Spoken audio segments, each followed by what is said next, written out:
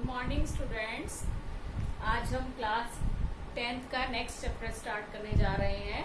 आपको पता है बेटा सिलेबस थोड़ा शॉर्ट हो गया है, तो उसमें जो आपका सेकंड चैप्टर है कंट्रोल एंड कोऑर्डिनेशन, उसको अभी लेफ्ट किया गया है और हम अब नेक्स्ट चैप्टर उसके आगे का जो चैप्टर है जो है हाउ डू ऑर्गेनिज रिप्रोड्यूस, इसको हम स्टार्ट करेंगे। ठीक है बेटा, तो now let's start how do organisms reproduce. इसका मीनिंग तो आप समझ ही पा रहे होंगे। जो इसका चैप्टर का सेंस है वो क्या है, वो क्या कहता है कि जो भी लिविंग ऑर्गेनिज है, आपको पता है कि हमारी जनरेशन्स कैसे आगे बढ़ती हैं, ये जो पूरा लिविंग वर्ल्ड है वो कैसे आगे डेवलप करता है। यानी कि कोई भी ऑर्गेनिज है, अगर उसकी पॉपुलेशन नहीं बढ़ेगी तो उसकी ग्रोथ नहीं होगी, ग्रोथ नहीं होगी तो आगे हमारा जो एनवायरनमेंट है वो डिसबैलेंस हो जाएगा और हमारे सारी चीजें जितनी भी हैं वो जो एक लाइफ साइकिल चलती है, एक लाइफ मतलब साइकिल की तरह सारी चीजें चलती है, सब एक दूसरे पे डिपेंड होते हैं, वो चीज जो कि वो क्या हो जाएगी, डिसबैलेंस हो जाएगी। तो कोई भी लिविंग ऑर्गेनिज है उसको रिप्रोड्यूस करना होता है। समझ रहे हैं ना मेरी बात को? यानी कि जैसे हम बाकी प्रोसेस करते हैं अपनी लाइफ के अंदर, जैसे हम खाना खाते हैं, हम सांस लेते हैं, हम क्या करते हैं, डाइजेशन करते हैं, एक्सक्रीशन करते हैं, न्यूट्रिशन लेते हैं, तो उसी तरीके से हमारा एक बॉडी का पार्ट है वो क्या है, रिप्रोडक्शन। क्या पार्ट है हमारा, रिप्रोडक्शन। यानी कि कोई भी लिविंग ऑर्गेनिज हुआ, चाहे वो एक चींटी हुई, चाहे वो एक बड़ा हाथी हुआ, वहां से लेके छोटे से लेके बड़े तक का जितने भी हैं, तो वो सब क्या करते हैं, रिप्रोड्यूस करते हैं। तो आज हम किसके बारे में पढ़ेंगे, आज हम पढ़ेंगे रिप्रोडक्शन के बारे में। किसके बारे में पढ़ेंगे, रिप्रोडक्शन। ठीक है बेटा, तो रिप्रोडक्शन क्या है, कैसे होता है रिप्रोडक्शन है, इस प्रोसेस को हम कैसे समझेंगे। आपने एक वर्ड पढ़ा होगा, आपने सुना होगा DNA। सुना है ना सब लोगों ने DNA? मूवीज देखते हो, सीरियल्स देखते हो, उसमें ये वर्ड काफी सुनने को मिलता है, DNA। क्या है DNA? इसकी फुल फॉर्म क्या है? इसकी फुल फॉर्म है डीऑक्सी राइबोज न्यूक्लिक एसिड। ठीक है, क्या होता क्या है ये DNA?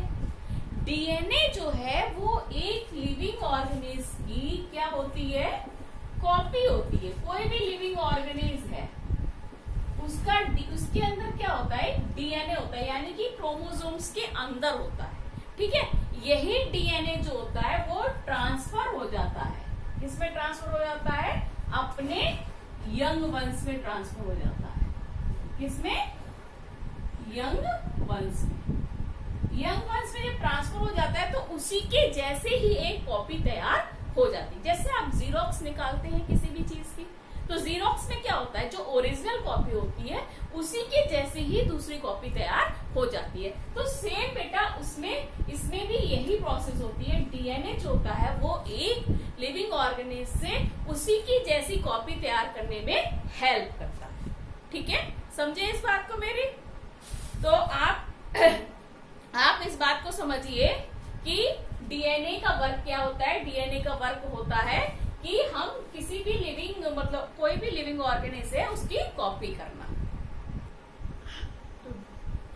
तो डियर स्टूडेंट्स, मैं बता रही थी आपको लिविंग ऑर्गेनिज DNA का क्या वर्क होता है कि वो लिविंग ऑर्गेनिज के अंदर जो DNA होता है वो एज इट इज अपने यंग वंश में जाके वैसे ही कॉपी करता है, मतलब कॉपी करने में हेल्प करता है। तो सब इसमें अब आपको हम बताएं कि रिप्रोडक्शन मतलब मेन प्रोसेस क्या है, इसकी रिप्रोडक्शन है। तो रिप्रोडक्शन है क्या चीज? DNA का तो वर्क मैंने आपको बता ही दिया। DNA का क्या वर्क होता है, DNA जो है वो किसमें हेल्प करता है, कोई भी लिविंग ऑर्गेनिज है उसके यंग वंश को बनाने में हेल्प करता है, यानी कि उसकी एज इट इज कॉपी करने में हेल्प करता है। लेकिन एक वर्ड बीच में आता है, वेरिएशन। आपने सुना होगा वेरिएशन। वेरिएशन क्या वर्ड है और इसका मीनिंग क्या है? वेरिएशन मीन्स बेटा है कि कोई भी लिविंग ऑर्गेनिज जब रिप्रोडक्शन करता है, यानी कि जब DNA कॉपी होता है तो उसमें आपने देखा होगा कहीं ना कहीं कुछ ना कुछ चेंजेस होते हैं, यानी कि एज इट इज बिल्कुल वैसे ही के वैसे ही नहीं बन पाता है, लेकिन कहीं ना कहीं कोई ना कोई वेरिएशन आता जरूर है। तो वेरिएशन कैसे, जैसे आप ही हो, आप अपना एग्जाम्पल ले लो, आपके पेरेंट्स हैं और आप हो, आप उनके क्या हो, यंग वंस हो, यानी कि उन्होंने आपको जन्म दिया है, तो आप उनके जैसे होने चाहिए। आपका डीएनए उनके डीएनए से मैच करेगा। तो लेकिन फिर भी कहीं ना कहीं आप में और आपके पेरेंट्स में कहीं ना कोई डिफरेंस जरूर होगा, चाहे वो आपके फेस में हो, चाहे वो हाइट में हो, चाहे वो कलर में हो, किसी भी चीज में वो हो सकता है। तो उस वेरिएशन का क्या मतलब है, उस वेरिएशन से क्या फर्क पड़ता है? उस वेरिएशन की सबसे इम्पोर्टेंट बात ये है कि जो वेरिएशन है वो किसमें हेल्प करता है, ये लिविंग ऑर्गेनिज्म को सरवाइव करने में हेल्प करता है। किसमें हेल्प करता है? सरवाइव करने में, यानी कि वो किसी भी एटमॉस्फेयर में, एनवायरमेंट में क्या कर पाते हैं, सरवाइव कर पाते हैं। और उसमें जो वेरिएशन है वो ही हेल्प करेगा। अगर as it is young ones बनने लगे तो कहीं ना कहीं उनको प्रॉब्लम होने लगेगी, वो अपनी ग्रोथ उस तरीके से नहीं कर पाएंगे जिस तरीके से उनको करनी चाहिए, उनको प्रॉब्लम फेसेस करनी पड़ेंगी और वो एनवायरनमेंट को अडॉप्ट नहीं कर पाएंगे। तो अब देखिए बेटा, आगे हम बढ़ते हैं। आगे हम बढ़ेंगे तो हम नेक्स्ट चीज पढ़ेंगे, वो हम पढ़ेंगे डेफिनेशन ऑफ रिप्रोडक्शन। रिप्रोडक्शन की डेफिनेशन क्या होगी बताइए आप? रिप्रोडक्शन की डेफिनेशन पढ़ी होगी आपने प्रीवियस क्लासेस में, डेफिनेशन ऑफ रिप्रोडक्शन क्या है? इट इज अ प्रोसेस, क्या है ये? It is a process by which any living organism reproduce there young ones of its same kind. मतलब अपने ही जैसा कोई भी यंग वंस को तैयार करना, that is called reproduction. Understand? समझ गए इस बात को? री मतलब दोबारा, री का मतलब जानते हैं ना आप, दोबारा। री मीन्स दोबारा और प्रोडक्शन मीन्स किसी चीज को बनाना। तो इसको आप इजीली समझ सकते हैं यहाँ पर कि किसी चीज का दोबारा बनाना, यानी कि हम तो हैं और हमने अपने ही जैसी चीज दोबारा से कोई बनाई, तो उसको हम क्या कहेंगे? रिप्रोडक्शन। अंडरस्टैंड? समझ में आया ये बात? ठीक है बच्चों। और रिप्रोडक्शन जो है आप सबको पता होगा कितने तरीके का रिप्रोडक्शन होता है। बेटा कितने तरीके का रिप्रोडक्शन होता है? रिप्रोडक्शन होता है 2 टाइप्स। कितने टाइप्स का? 2 टाइप्स। तो आप इसको अब आगे बढ़ेंगे। अब डेफिनेशन तो आपकी हो गई, अब आप लिखिएगा डेफिनेशन अपनी कॉपी में, इसको नोट करिएगा, नोट्स बनाते जाइएगा साथ साथ। और उसमें आप फर्स्ट आपका जो मेन चीज होनी चाहिए वो आपका रिप्रोडक्शन में सबसे पहले क्या आएगी? आपकी डेफिनेशन। दूसरा आपका पार्ट आता है वो होता है types of reproduction. Types of reproduction. तो टाइप्स ऑफ रिप्रोडक्शन में क्या होगा? कितने टाइप्स के रिप्रोडक्शन होते हैं बताइए? 2 टाइप्स के होते हैं, पता है आपको, यानी कि 1 is asexual and second 1 is sexual. अब आप 7th क्लास इसको पढ़ते आ रहे हैं, सेक्सुअल और असेक्सुअल रिप्रोडक्शन पढ़ते आ रहे हैं, नहीं आ रहे हैं? तो आपने क्या पढ़ा? असेक्सुअल रिप्रोडक्शन कौन सा रिप्रोडक्शन होता है? यानी कि जिसमें only single parent is required. पता है आप सबको? यानी कि जिसमें सिर्फ एक पेरेंट की जरूरत होती है, सिर्फ एक पेरेंट की जरूरत से ही रिप्रोडक्शन कंप्लीट हो जाता है। सेक्सुअल रिप्रोडक्शन क्या होता है? जिसमें 2 पेरेंट्स आर रिक्वायर्ड।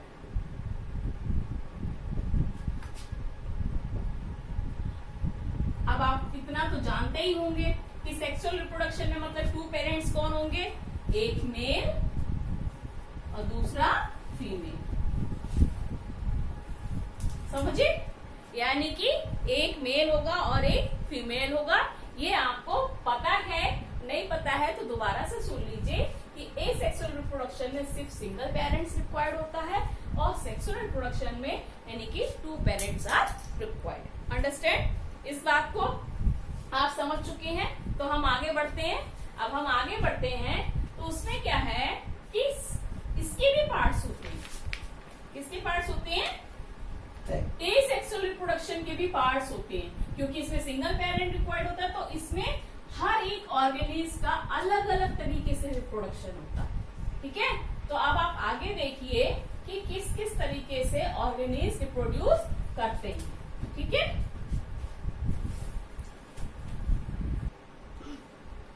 हाँ बेटा, तो अब हम बताएंगे आपको, बताते हैं कि दो तरीके का रिप्रोडक्शन होता है, सेक्सुअल और असेक्सुअल। तो पहले हम असेक्सुअल को पढ़ते हैं, असेक्सुअल रिप्रोडक्शन के बारे में आपको बताते हैं। तो असेक्सुअल रिप्रोडक्शन यानी कि जिसमें सिंगल पेरेंट इज रिक्वायर्ड, तो इसकी कितने तरीके से हो सकता है, अब आप ये देखिए। First is fission. फिजन आपने सुना है, फिजन मीन्स क्या होता है? टूटना, किसी चीज को टूटना। तो फिजन जो है ये भी रिप्रोडक्शन जो है वो दो तरीके से होता है, यानी कि दो पार्ट में होता है। दो तरीके से आपने इसको सुना होगा भाई। एक है आपका बाइनरी फिजन और दूसरा है आपका मल्टीपल। बाइनरी फिजन और मल्टीपल फिजन। ठीक है, बाइनरी का आप मतलब जानते होंगे, आपने पढ़ा होगा। बाइनरी मीन्स यानी कि y मीन्स 2, y मीन्स 2, यानी कोई भी लिविंग और ऐसा लिविंग ऑर्गेनिज्म, कोई भी नहीं, ऐसा लिविंग ऑर्गेनिज्म जो अपने ही जैसे, जब कोई अपनी बॉडी में से, यानी कि अपनी बॉडी में से अपने ही जैसे दो तरीके से किसी यंग वन को क्या करता है? रिप्रोड्यूस करता है, तो उसे हम कहते हैं बाइनरी फिजन। और इसका एग्जाम्पल है अमीबा। क्या है इसका एग्जाम्पल? अमीबा। अमीबा आपने देखा होगा, मैं आपको यहाँ बना के बताती हूँ। अमीबा जो है वो उसकी कोई भी शेप हो सकती है, ये आपको पता है। जब वो रिप्रोडक्शन करता है तो वो क्या करता है? वो इस तरीके से ऐसे करता है, यानी कि एक न्यूक्लियस यहाँ, एक न्यूक्लियस यहाँ। उसके बाद इसकी बॉडी जो होती है वो 2 पार्ट्स में डिवाइड हो जाती है। क्या हो जाती है? 2 पार्ट्स में डिवाइड हो जाती है, और इसी को हम कहते हैं बाइनरी फिजन। ठीक है, क्या कहते हैं? Binary fission. समझ रहे बेटा? तो आप बाइनरी का मतलब तो समझ गए, यानी कि कोई भी लिविंग ऑर्गेनिज्म अपनी ही बॉडी के कितने पार्ट्स कर देता है? 2 पार्ट्स कर देता है, यानी कि अपने ही जैसे 2 यंग वंस तैयार कर देता है, उसको हम कहते हैं बाइनरी फिजन। अब नेक्स्ट है मल्टीपल फिजन। मल्टीपल फिजन क्या होता है? इसमें एक लिविंग ऑर्गेनिज्म, यानी कि अपने ही जैसे कई सारे लिविंग ऑर्गेनिज्म को एक बार में तैयार करता है। अपने ही जैसे लिविंग ऑर्गेनिज्म को तो कई सारे, यानी कि ये तो अमीबा तो जो है वो एक ही को करता है। और प्लाज्मोडियम, इसका एग्जाम्पल क्या है? प्लाज्मोडियम। मैं आपको एग्जाम्पल बताती हूँ उसका। क्या है? प्लाज्मोडियम। प्लाज्मोडियम जो है वो जब रिप्रोडक्शन करता है तो एक साथ अपने ही जैसे बहुत सारे प्लाज्मोडियम को तैयार करता है। प्लाज्मोडियम आपको पता है ये किसमें होता है? मच्छरों में। किसमें होता है ये? मच्छरों में होता है। आपने देखा होगा, तो ये एक साथ क्या करता है? कई सारे, आपने देखा ना, मच्छर तो बहुत तेजी से बढ़ते हैं, तो जो वो अपने एग रिलीज करते हैं तो वो बहुत तेजी से उनकी ग्रोथ होती है। तो उसमें प्लाज्मोडियम जो है वो यही वर्क करता है कि एक साथ कई सारे क्या बनाता है? प्लाज्मोडियम बनाता है। इसको हम कहते हैं मल्टीपल फिजन करते हैं। ठीक है, नेक्स्ट की तरफ हम चलते हैं। नेक्स्ट है हमारा बडिंग। नेक्स्ट क्या है? बडिंग। बडिंग का एग्जाम्पल है बेटा हाइड्रा। क्या है? हाइड्रा। हाइड्रा आपने देखा है? हाइड्रा सुना होगा। उसका कैसा स्ट्रक्चर होता है? कुछ लगभग इस तरीके से होता है। उसकी ऐसे ऐसे बर्ड्स निकली हुई होती है। ठीक है, क्या निकली हुई होती है? Birds.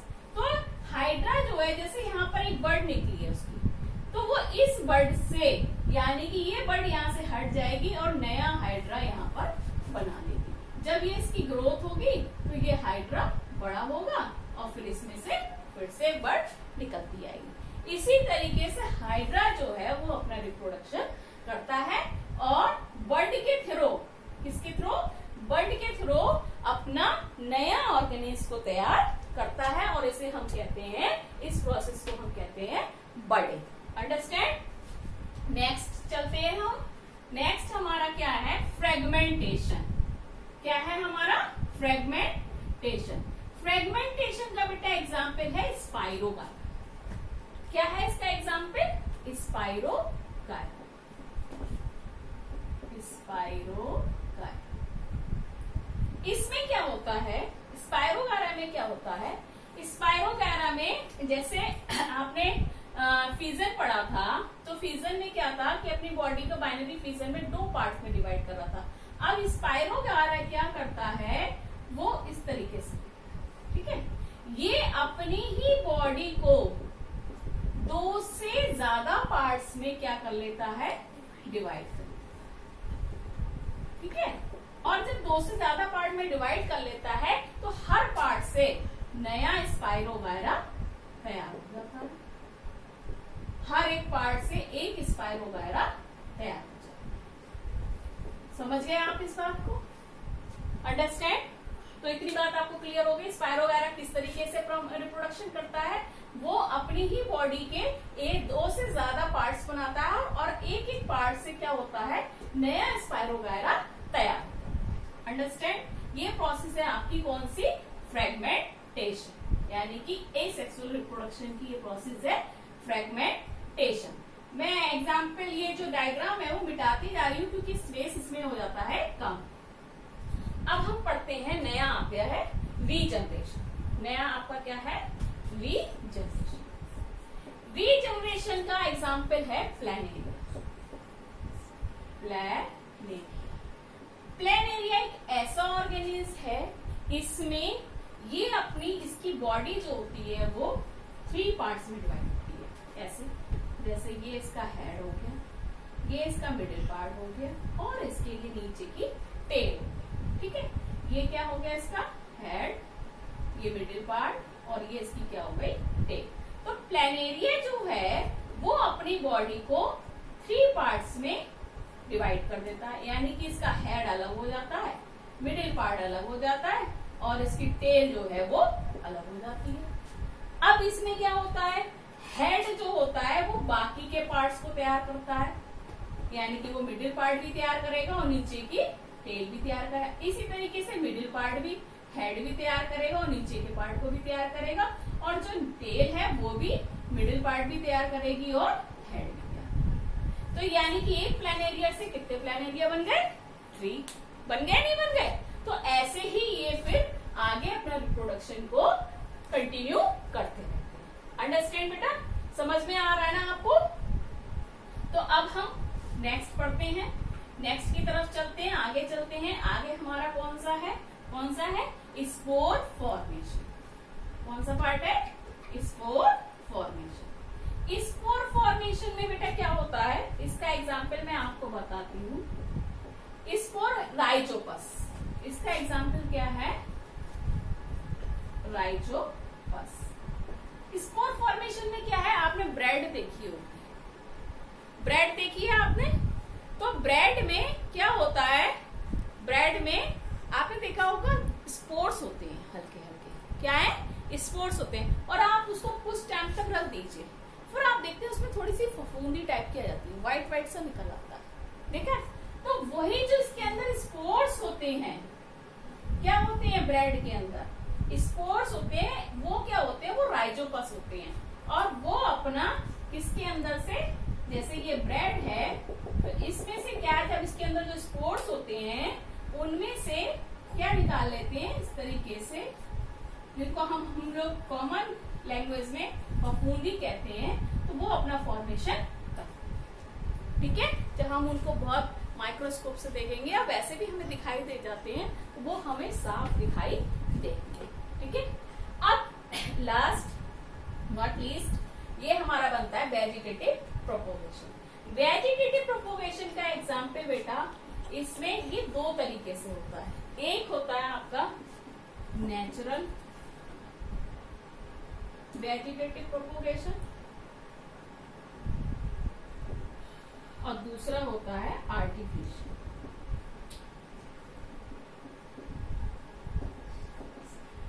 Artificial vegetative propagation. Natural में क्या होता है? नेचुरल में जैसे मैं आपको एग्जाम्पल बहुत अच्छा सा बता रही हूँ, आपने कॉमन सा देखा होगा, आलू सबके घर में होते हैं आलू, पोटैटो। आपने इन दिनों में देखा होगा कि उनमें से कहीं आपने देखा होगा छोटी छोटी से इस तरीके से निकल आते हैं आलू, व्हाइट व्हाइट से दिखाई देते हैं आपको। तो वेजिटेटिव प्रोपोगेशन में कैसे तैयार करते हैं, रिप्रोडक्शन कैसे होता है? अगर हम इसी पोटैटो को, यानी कि इसका पार्ट थोड़ा थोड़ा सा, इसको काट दीजिए, इसको काट दीजिए, इसको काट दीजिए, इसको काट दीजिए, अलग अलग काट के ऐसी मिट्टी में डाल दें, लगा दें, तो हर एक में से क्या निकल आएगा? एक पोटैटो तैयार हो जाए। क्या हो जाएगा? एक पोटैटो तैयार हो जाएगा। ऐसी जिंजर होती है, जिंजर से भी, इसमें कहते हैं इनको नोड्स।